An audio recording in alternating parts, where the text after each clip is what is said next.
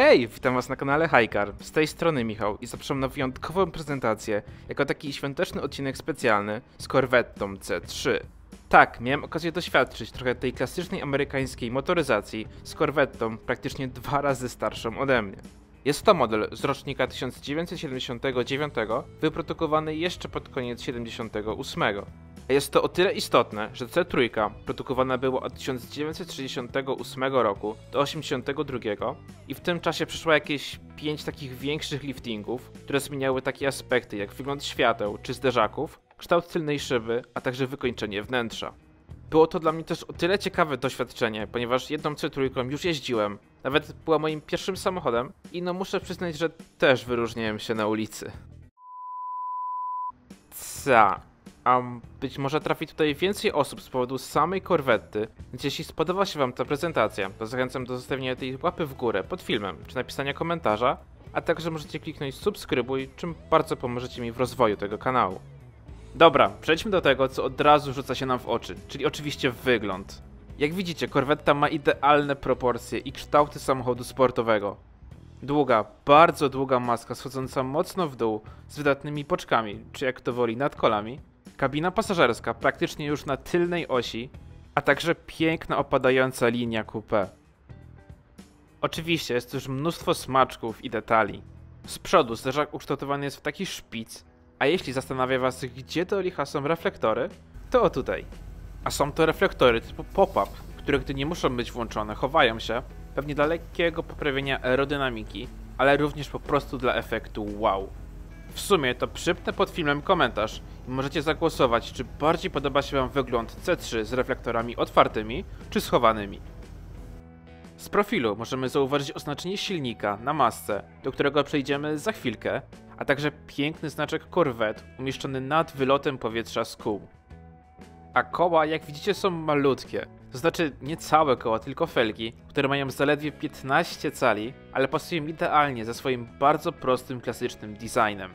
Połączone są one z oponami Cooper Cobra Radial GT o szerokości 225 mm i wysokości profilu aż 70%. Oprócz tego mamy malutkie lusterka, a także dach. Wersja coupé to tzw. T-top, w którym możemy niezależnie wyjąć 2 części dachu, aby poczuć ten wiatr we włosach.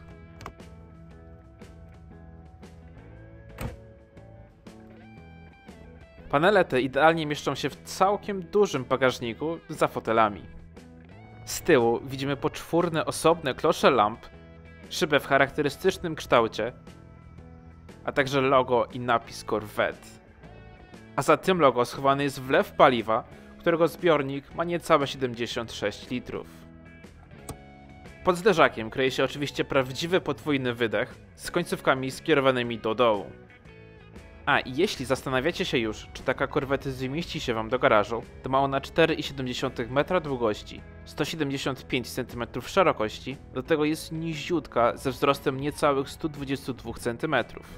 Dla formalności jej rozstaw osi to niecałe 2,5 metra, czyli mniej od np. takiej mojej Corsy F, a prześwit wynosi tutaj prawie 11 cm. I taka C3 waży też około 1600 kg. Przejdźmy teraz do środka, otwierając drzwi taką ciekawą chromowaną klamką. Jak widzicie, pozycja za kierownicą jest tutaj równie sportowa co wygląd i siedzi się super nisko. Same fotele wyglądają bardzo kompaktowo, a jest to już ich wersja z wyższym oparciem, wprowadzona od roku 78. Środek wykonano z alkantary, a boczki są skórzane. Mają one takie całkiem mocne podparcie lędźwiowe i trzymają przyzwoicie na boki. Oprócz foteli witają nas tutaj długie drzwi z szybami bez ramek, a także napis Corvette na progach i dywanikach. Na drzwiach mamy też takie oryginalne naklejki jeszcze od General Motors. Super akcent. No i oczywiście po zajęciu miejsca widzimy prostą, dosyć wysoką i taką wertykalną deskę rozdzielczą. Jej najważniejszym elementem jest oczywiście kierownica. Bardzo prosta, 3-ramienna, która nie jest jakaś ogromna. Można ją regulować w jednej płaszczyźnie, od siebie i do siebie. Za nią chowają się klasyczne zegary wyglądające bardzo prosto, bez żadnych udziwnień. Po lewej stronie prędkościomierz wyskalowany w milach z mniejszą podziałką metryczną i licznikiem przebiegu oczywiście w milach. A po prawej stronie obrotomierz z podziałką co 5 i mnożnikiem 100 obrotów na minutę. Po lewej stronie znajdują się też takie przyciski czy przełączniki od wycieraczek i świateł. Na środku widzimy 5 osobnych wskaźników. Od temperatur, przez napięcie akumulatora i ilość paliwa w zbiorniku, po zwykły analogowy zegarek. A pod spodem radio, tutaj oczywiście nie oryginalne, ale radio AM/FM stało się standardowym wyposażeniem od roku modelowego 79. Poniżej już ustawiony poziomo panel klimatyzacji. Tak, klimatyzacji, która pojawiła się w C3 jako wyposażenie dodatkowe od roku 78, ale zdecydowana większość wyprodukowanych egzemplarzy była w nią wyposażana. Pod klimą mamy piękną tabliczkę z oznaczeniem silnika, a także jego danymi technicznymi. Delikatnie zasłania ją duża i wysoka dźwignia automatycznej skrzyni biegów. Na środku mamy też srebrne przełączniki sterowania szyb, a także rączkę hamulca ręcznego. Właściciel obszył na nowo całe wnętrze, więc teraz praktycznie wszędzie mamy skórę z czerwonymi przeszyciami i alkantarę na drzwiach i na podsufitce.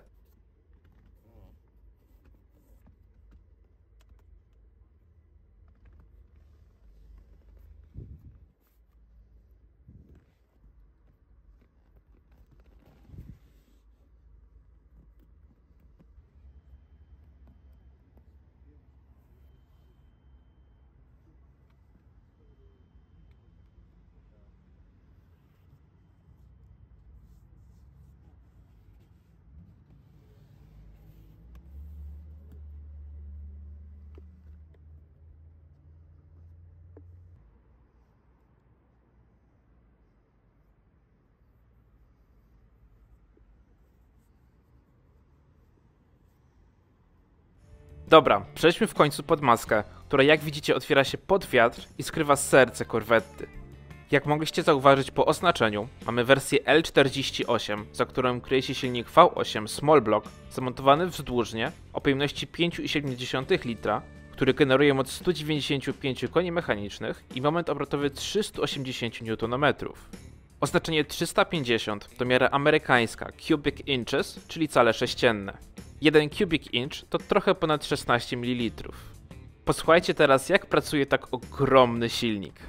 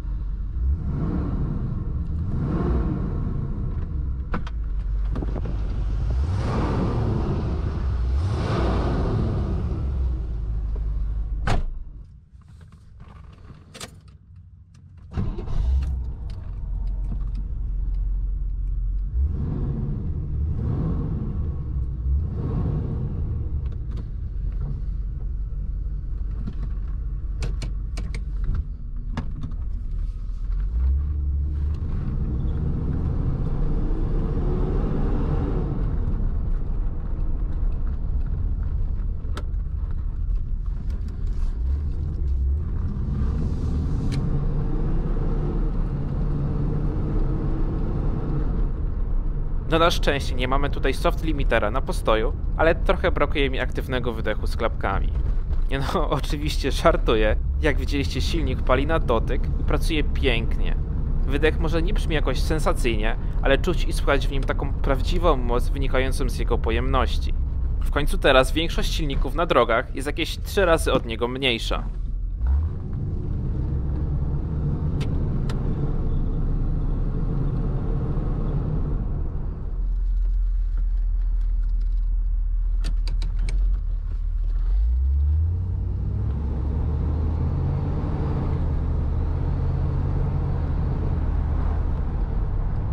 Z tymi silnikami w C3 też było niemałe zamieszanie. Podczas całego cyklu życia tego modelu dostępnych było 7 różnych silników. Oczywiście wszystkie V8 o przeróżnych mocach. Od 165 koni mechanicznych w takim silniku jak tutaj, jednak z roku 75, aż do 460 koni mechanicznych w silniku 7-litrowym w wersji ZL1 z roku 69 oraz w największej jednostce 7,4 litra oferowanej w 1970 roku. Obecna tutaj wersja ma 195 koni mechanicznych. Możecie pomyśleć, że kurde, dosyć ciężkie auto, 1,6 tony i tylko taka moc, która dzisiaj nie szokuje nawet w segmencie B. Jak to ma być auto sportowe? Ale wróćmy jeszcze do tej tabelki. Widać tutaj, że wersje 7-litrowe przestały być oferowane po 1974 roku, co miało oczywiście związek z kryzysem naftowym czy paliwowym, który zaczął się w roku 73. W związku z tym producenci musieli ograniczyć zużycie paliwa, którego po prostu brakowało w rezerwach i okropnie podrożało.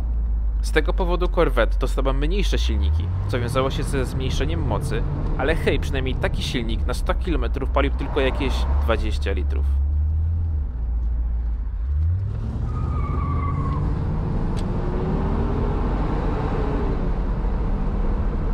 No i dobra, może sama moc nie zachwyca, ale z tego co miałem okazję doświadczyć na prawym fotelu nie można powiedzieć, że jest to wolny samochód. W końcu moment obrotowy aż 380 Nm robi swoje i zapewnia bardzo dobre przyspieszenie. Według danych technicznych do setki było 7,8 sekundy, co jest dobrym wynikiem biorąc pod uwagę napęd tylko na tył i automatyczną skrzynię biegów po 3 przełożeniach, która no nie jest takim automatem, jakie znamy z dzisiejszych aut, poprawiających znacznie osiągi w stosunku do skrzyń manualnych.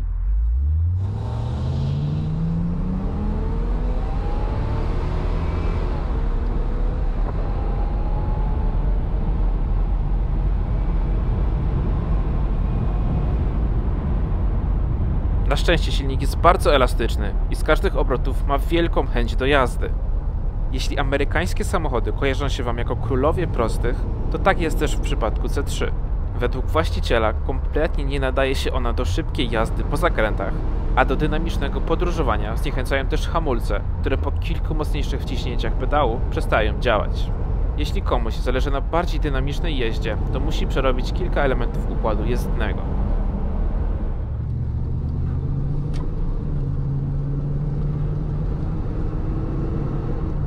To przejdźmy teraz do pieniążków.